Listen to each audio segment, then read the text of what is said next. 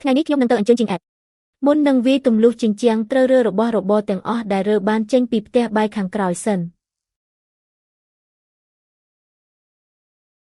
ថៅកែស្រីស៊ូតើត្រូវវាយកំទេចមែនទេចាស់វាយទៅ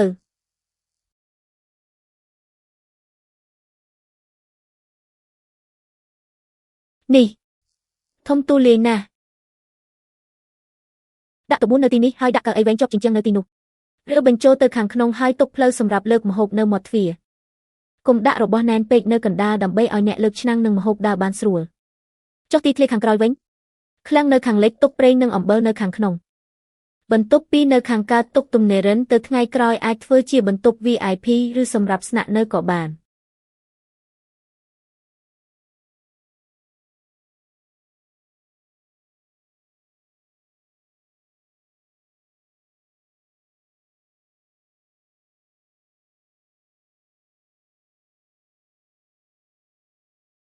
កន្លែងធំជាងមុនមែនតែមនុស្សក៏ត្រូវតែគ្រប់គ្រាន់ដែរ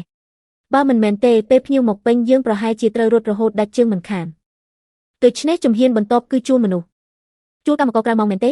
ទៅមើលនៅកន្លែងណែនាំការងារសិនបើអាចជួលបានក៏ជួលទៅបើជួបអ្នកដែលសមស្របយើងក៏អាចចុះកិច្ចសន្យារយៈពេលវែងបានដែរចុះកិច្ចសន្យារយៈពេលវែង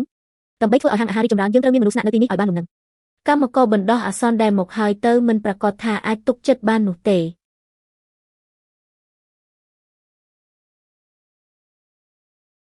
អ្នកនាងចង់ជួលមនុស្សមែនទេហាងស៊ូគីឥឡូវនេះបានពង្រីកហាងហើយល្មមដល់ពេលត្រូវថែមនុស្សហើយតើចង់បានមេចុងភៅជំនួយការឬអ្នករត់តុជំនួយការផ្ទះបាយពីរនាក់ដែលមានដៃជើងស្អាតបាតនិងរហ័សរហួនស្ត្រីម្នាក់នៅខាងមុខដែលមានចរិតរស់រវើកហើយបើអាចកត់ត្រាបញ្ជីបានកាន់តែល្អមាន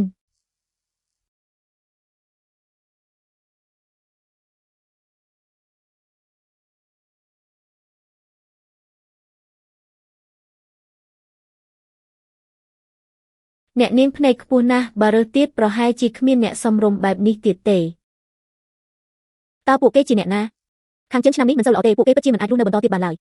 បុរសនោះមានកម្លាំងខ្លាំងរីឯស្ត្រីក៏អាចធ្វើការបានដែរគ្រាន់តែមានកូនពីរនាក់ពិបាករៀបចំកន្លែងស្នាក់នៅបន្តិចបើអ្នកនាងចង់បានគ្រួសារទាំង4នាក់នេះថ្លៃរៀបចំជីវភាពគឺ10តម្លឹងប្រាក់និងចុះកិច្ចសន្យារយៈពេលវែងអ្នកនាងពួកយើងអាចធ្វើការបានធ្វើអ្វីក៏បានទាំងអស់គ្រាន់តែសុំបាយមួយពេលឲ្យកូនញ៉ាំប៉ុណ្ណោះកុំលុតជង្គង់អីតើអ្នកឈ្មោះអ្វីខ្ញុំបាទឈ្មោះចៅដាចុះនាងវិញខ្ញុំជាស្រីប្រគល់វ៉ាងភរិយារបស់ចៅតើចេះធ្វើម្ហូបទេចេះចាស់ម្ហូបអាហារធម្មតាខ្ញុំចេះធ្វើទាំងអស់លាងបន្លែហាន់បន្លែនិងការងារចង្ក្រានបាយក៏ខ្ញុំអាចធ្វើបានដែរតើចេះអក្សរនិងចេះគិតលេខទេតើអ្នកចេះធ្វើអ្វីខ្លះខ្ញុំអាចលីសែងរែកពុនបើក្រទេសពុះអស់ហើយក៏ចេះការងារជាងឈើបន្តិចបន្តួចដែរអ្នកនាងពួកយើងមិនខ្ជិលច្រអូសទេត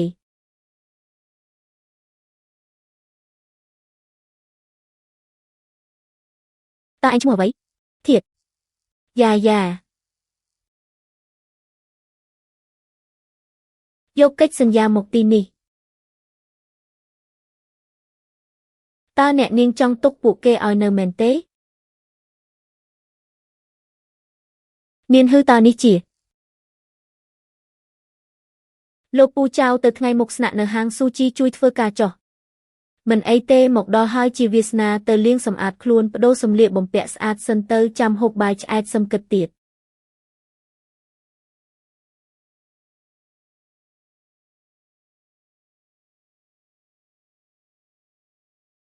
ហូបទៅហូបឲ្យឆ្អែតសិនចាំនិយាយរឿងវិន័យ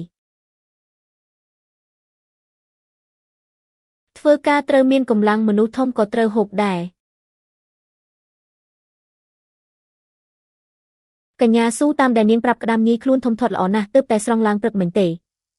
នៅរស់រវើកណាស់ពូចៅដាក់វាចូលក្នុងទឹកស្អាតឲ្យវាព្រុសសិនទៅ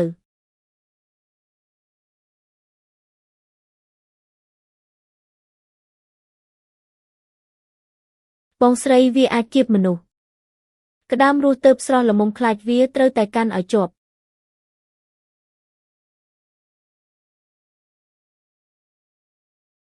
ដើមទុននេះខ្ពស់ណាស់ពិតជាមានអ្នកហ៊ានកាមុងមែនទេអាកាសធាតុត្រជាក់ហើយសុបក្តៅតាក់ទាញមនុស្សជាងគេរបស់ថ្លៃមានរបៀបលក់របស់ថ្លៃ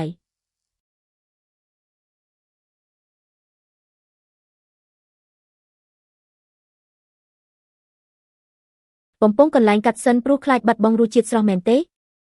ចាសសដើម្បីកុំឲ្យខ្លាញ់ក្តាមបែកខ្ញែកដែរ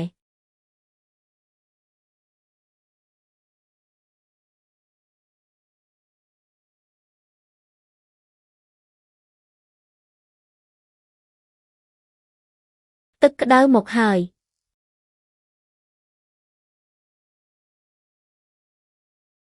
ថៅកែស្រីក្នុងផ្ទះបាយកំពុងរងាស់អ្វីហ្នឹងធំក្លិនឈ្ងុយណាស់ម្ហូបថ្មីសម្លក្តាមសត្រដៅបន្តិចទៀតឆ្អិនហើយ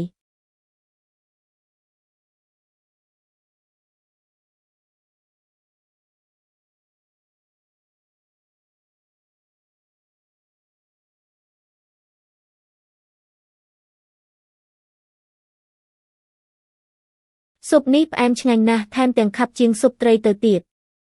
ក្តាមមិនឆ្អាបស៊ុបក៏មិនសាប់ដែរកញ្ញាក្តាមនេះធ្វើបានល្អណាស់មិនឆ្អាបបន្តិចសោះស៊ុបក្តាមសត្រដៅមួយឆ្នាំង60កាក់ព្យួរវាទៅសមតម្លៃណាស់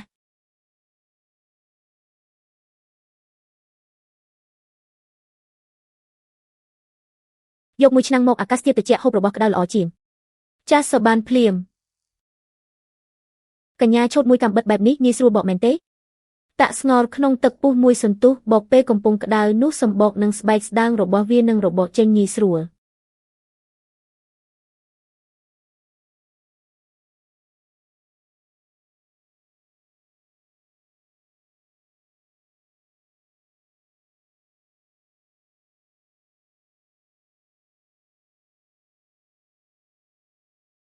ពណ៌ស្ករបើក្រហមជាងនេះនឹងល្វីងហើយប៉ុណ្ណឹងគឺល្មមហើយ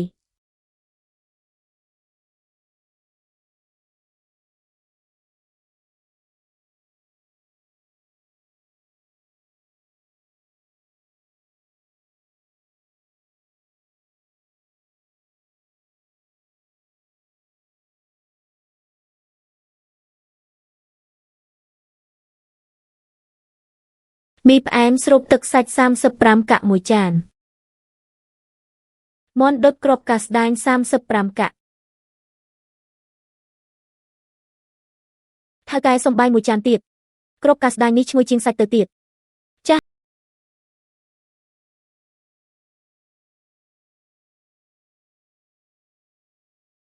ការងារនេះត្រូវផ្ចិតផ្ចង់បើដាក់អង្ករដំណើបមិនពេញទេពេលកាត់នឹងមានប្រហោងបើដាក់ធូរពេកពេលស្ងោរនឹងបែកខ្ចាត់ខ្ចាយត្រូវធ្វើមួយយឺត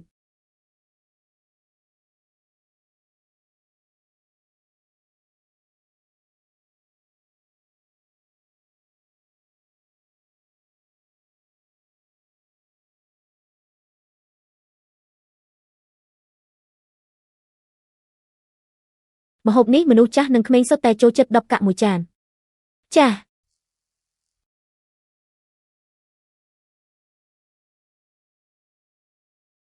ម៉ែផ្អែមណាស់ញ៉ាំតិចកូនចាំម៉ែទិញមួយចានទៀតខ្ចប់យកទៅផ្ទះ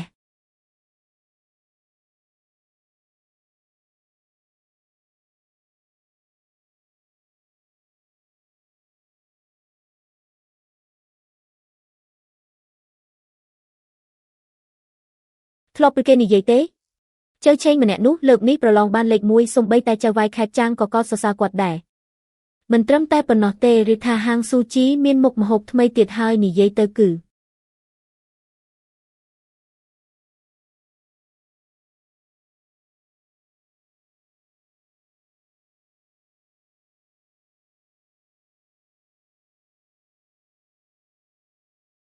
បងប្រុសលីនបងស្រវឹងហើយអ្នកនាងស៊ូឥឡូវនាងបានចិត្តណាស់មែនទេមានរឿងអីចាំស្វាងស្រាសិននិយាយពូឆាវជួយជូនលោកប្រុសលីនត្រឡប់ទៅសាលាស្រុកវិញផងខ្ញុំមិនទាន់ស្រវឹងទេខ្ញុំដឹងខ្លួនច្បាស់ណាស់នាងមើលខ្លួនឯងឥឡូវនេះទៅមើលចុះជាស្រីក្តាប់បែរជាដើរបង្ហាញមុខមាត់ធ្វើការងារទៀតថោកលីឡំជាមួយពួកអ្នកលក់ដូរអនាថាលោកប្រុសលីនសិនយានឯងជាស្អីដែរសុំលោកមាត់ដែររស់នៅដល់ទៅលើកម្លាំងដៃខ្លួនឯងស្អាតស្អំគ្មានអ្វីដែលរើខ្មាស់អ៊ីនឡើយបើសិនជាបងប្រុសលីនមកគ្រាន់តែដើម្បីជាប្រមាទេទ្វារនៅខាងនោះស្អាតស្អំនាងបានបំផ្លាញខ្ញុំ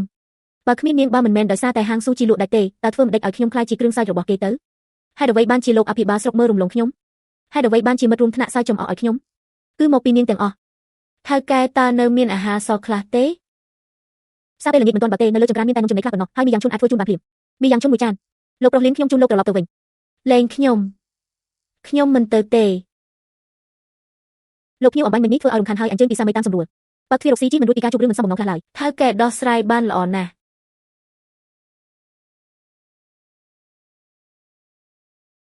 មីនេះឆ្ងាញ់ណាស់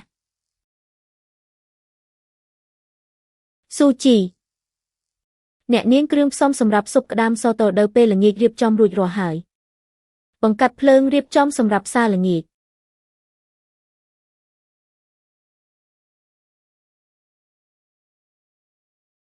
អ្នកនាងឈូកស្ករនេះឈ្ងុយខ្លាំងណាស់អ្នកនាងចាងចូលចិត្តញ៉ាំរបស់ផ្អែមផ្ញើជូនគាត់មួយចានទៅភូមិគ្រឹះចាំងមែនទេចាស់អ្នកនាងចាំងប៉ុន្មានថ្ងៃនេះមិនបានមកទេខ្ញុំឈាទៅមើលបន្តិចប្រញាប់ទៅប្រញាប់មកវិញណាផ្សារល្ងាចនឹងរវល់ហើយ